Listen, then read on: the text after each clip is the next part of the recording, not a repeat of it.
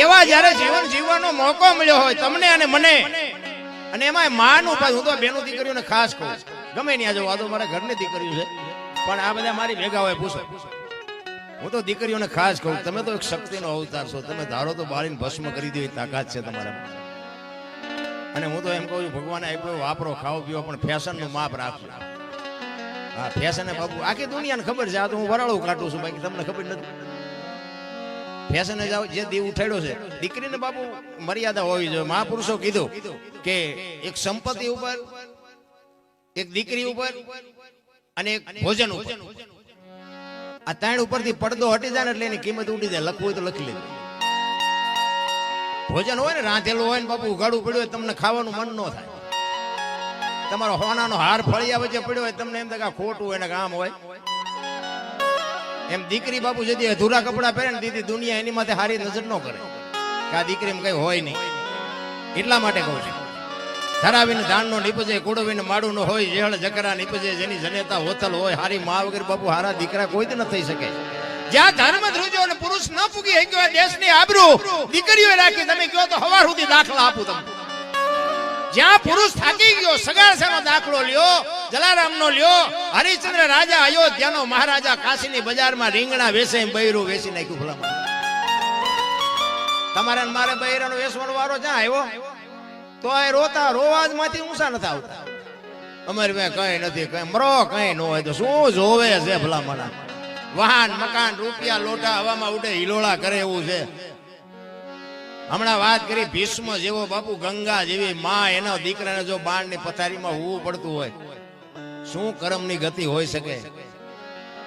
હજી કોઈ સમજી જ નથી શક્યું બાપુ. વાતું બધાય કરે છે, આમ કરો આમ, આ ભક્તિ કરે એવડે દુખી છે, દુનિયાના બૂસ મારે સુખી છે. શું કરવું કરમ?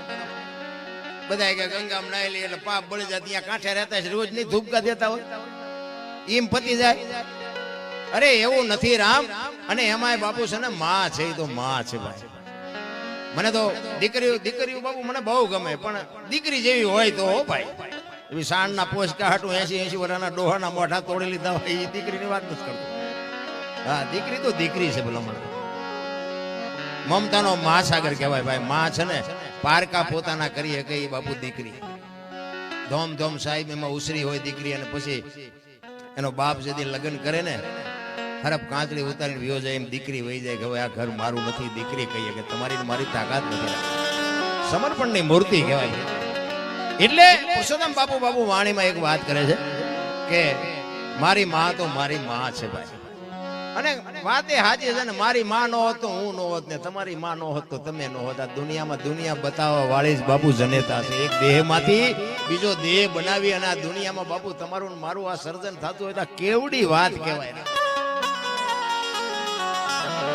એક જનેતા પોતાના દેહમાં એક લોહીનું દૂધ કરી અને તમને મને પાય અને તમારો મારો ઉછેર કરે ને, ઈ માં જો રોટલા વગરની આટા મારતી હોય તો જિંદગીમાં દાણા જોરાવો એટલે જોરાવજો. જો મટે તો મને કહેજો, કોઈ દી નો પતે.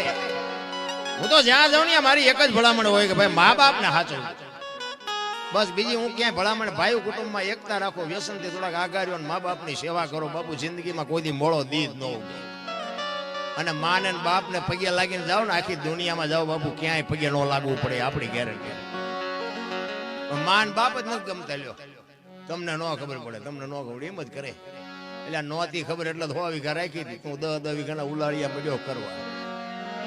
અરે મારા બાપ દેહના કોથળા કરી નાખ્યા, કોથળા. મારા દીકરા મારા દીકરા મારા દીકરા. ઈ દીકરા અગર જો એક રોટલાની આશા મા બાપને ન હોય તો જિંદગીમાં કોઈ દી ગાડું ન હાલે. ભલા 40 લાખની ગાડીઓ લઈને નીકળે, વાયલી સીટમાં જોવો કૂતરો બેઠો. હવે આમાં માં ને બાપાને બેહાર્યા હોય તો, અરે અમને સારું જોડું નથી જડ્યો, અમારો દીકરો કેવી ગાડીમાં ફેરવે, જિંદગીમાં કાંટો ન વાગે. રામ કરવાની જરૂર તો આ છે. હું તો એમ કહું કે માં જો જીવતી હોય ને બાપુ, હાજનું ટાણું હોય ને માં બેઠી હોય ને, એના ખોળામાં કોક દીક માથું નાખીને પૂછજો કે માં મારો જન્મ થયો તેથી તને વેદના કેવી હતી, કોક દીક પૂછજો તો તમને ખબર પડે કે માં શું છે. માની હજી મને તમને ખબર જ નથી. પછી મર્યા પછી બાપુ ફોટા અગરબત્તીઓ કરે, કઈ નહીં વળે. રોટલા દેખાડે, ફોટા રોટલા દેખાડે, એમને ધરાવીને ખાવી. આવું ખવડાવ્યું હતું 2 વર્ષ જીવે એવું હતું. ભૂંડી હાલે તે માર્યા ને પછી રોટલા દેખાડવાના. અરે કોઈ મતલબ જ નથી નારાયણ. ભણતર વધ્યું, ભણતરની જરૂર છે 100%, પણ ભેગું ગણતર નથી. આપણા ગળટા હાવ અંગોઠા જાપતા, કોઈએ ન કીધું મા બાપને મૂક્યા છે. તો મને એમ થાય કે આ નકરા ભણતરને શું કરવું? ભણો ઘણો, ભણવાની જરૂર છે 100%, પણ ભેગું ગણતર નહીં હોય ને તો બાપુ આ દુનિયામાં ગાડું નથી હાલવા. આ રોગ એટલે જ વિદ્યા છે. તમે જો પૈસા વાળા અહીંયા ડાયાબિટીસ ને હાર્ટ એટેક ને હુમલા ચાલુ જ છે. શું કરવું પૈસા ને? શું પથારી કરવી? ડોક્ટર એક જ વાત કરે, દાળ ભાત સિવાય કઈ ખાતું જ મર્યો. શું કરવા પૈસા ને? બોલો, કાંઈ છે જ નહીં ભાઈ. હળવા ફૂલ થઈ જાવ, કોઈની માથે વજન છે ને લઈને ફરે બધા. મેં કર્યું, મેં કર્યું, મેં કર્યું. જાવ તાર લેતા જજો ને બીજા વાપરશે. અરે રામ, હળવા થઈ જાવ, કાંઈ છે. એટલે પુરુષોત્તમ બાપુ એની જનતાની બાપુ વાત કરે છે કે મારી માં તો મારી માં છે. સંતોએ છે ને આપણને બાપુ બહુ ટકોર કરી છે. અને આ વાણી જે છે ને બાપુ મહાપુરુષો બનાવી એના સમજવા માટે સદગુરુ જોવે. એમના સમજાય એવી વાત એ નથી. આ એટલા બધા ભજન ગયા આજે હું બોલું ને એ તમને થોડુંક તો ઉતરે. બાકી ભજન કોઈ નહીં ઉતરે. આમાં 5-7-10 જણા બેઠા હોય એમાં ઉતરે, બાકી બધા ન ઉતરે. ભજન થોડુંક અઘરું છે. એની માટે સદગુરુ જોવે. આની માટે મંથન કરવું પડે. એમ નામ સમજાય એવું નથી. એટલે પુરુષોત્તમ બાપુ વાણીમાં એવું કહે છે કે મારી માં છે, મારી માં છે. એટલે કહે છે એ જીજને દાની તોલે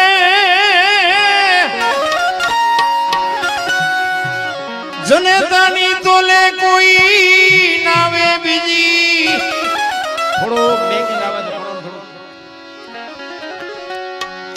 જને દાની તોલે એનો આવે બીજી. લુખા લાડ લડાવે જગતમાં જન્મ દેનારી રે.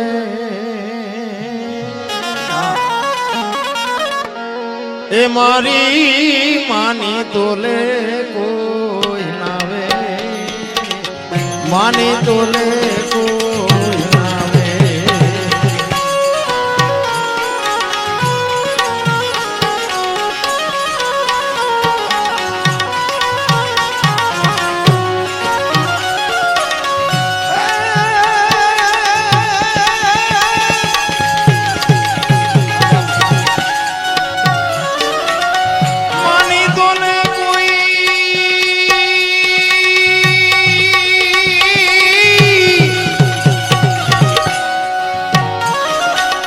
માની તોલે રે કોઈ નાવે બીજી. લુખા લાડ લડાવે જગતમાં જન્મ દેનારી રે. મારી માની તોલે કોઈ નાવે, માની તોલે કોઈ નાવે.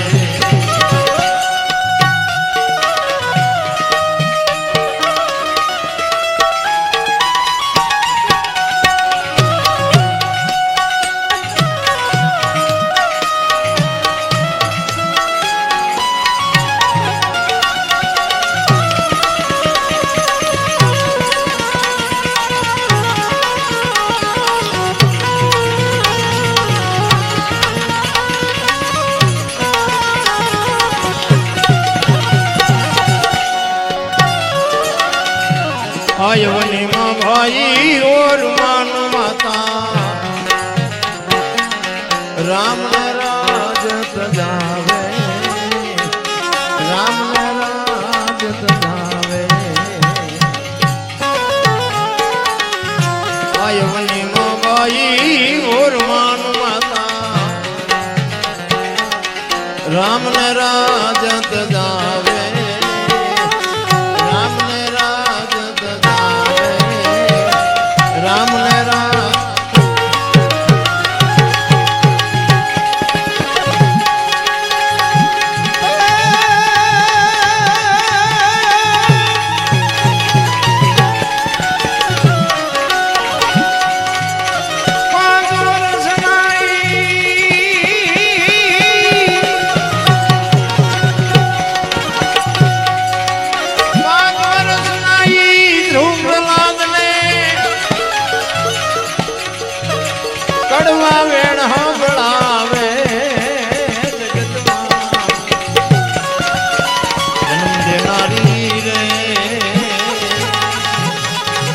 મારી માની તોલે કોઈ નાવે માની તોલે કોઈ નાવે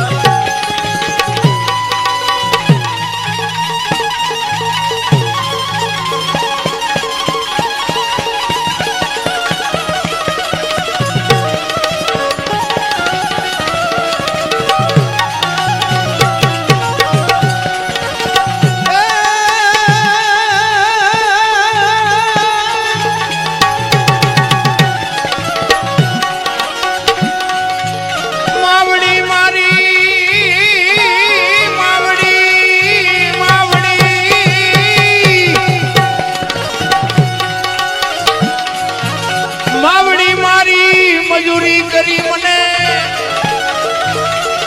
ફળે બીને ખવરાવે જગતમાં જન્મ દેનારી રે મારી માને તોલે કોઈ નાવે માને તોલે કોઈ નાવે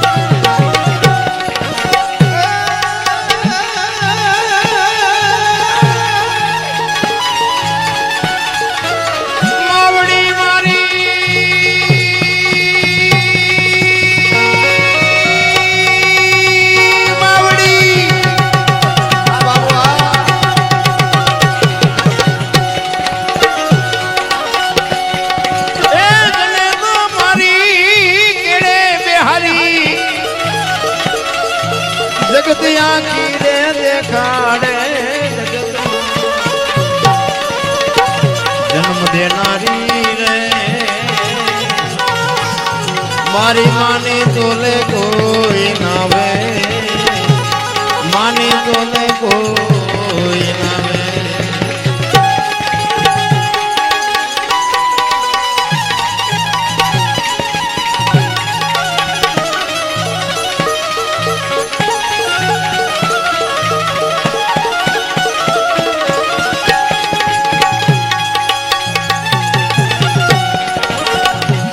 પુરુષોત્તમ બાપુ છેલ્લી ઘડીમાં કહે છે આ દુનિયામાં છે ને માં બે છે.